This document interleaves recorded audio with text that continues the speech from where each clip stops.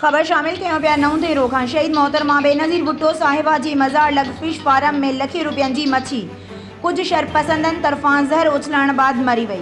मुतासिर ॻोठाणे रेस ख़ालिद हुसैन लगारी मीडिया ऑफिस में वधीक तफ़सील ॿुधाईंदे चयो त सर मसलो इहो आहे त शहीद बेनज़ीर भुट्टो साहब जी मज़ार जे भरिसां खॾा उहा ख़ुदा बि कान भुट्टे जी आहे, मूंखे संभाल हूंदी आहे। 8 महीना अॻु ॿिज छॾियो आहे। ॿिज छॾण खां हाणे मच्छी तयारु थी वई, 1 किलो 1.5 किलो वज़न मच्छी जो हुयो। हाणे मसलो थोरो पाण भुटनि जो थोरो मसलो थी पियो, जिते इन्हनि मूंखे धमकियूं ॾिनियूं, ईदन भुट्टे ऐं जावेद भुट्टे ऐं संगे चवां जो लुटू भाउ, असां तोखे सां विढ़ंदासीं, तोखे नुक़सानु ॾींदासीं।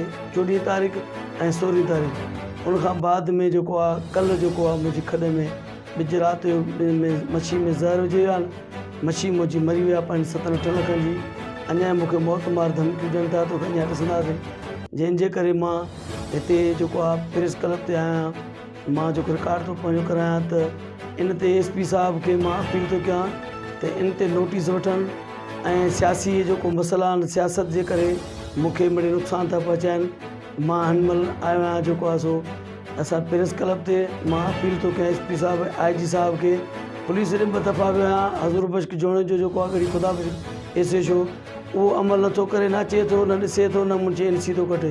इन जे करे मां हिते आहियां। असांजी अपील आहे त असांजी महिरबानी करे असांजी FR कनि।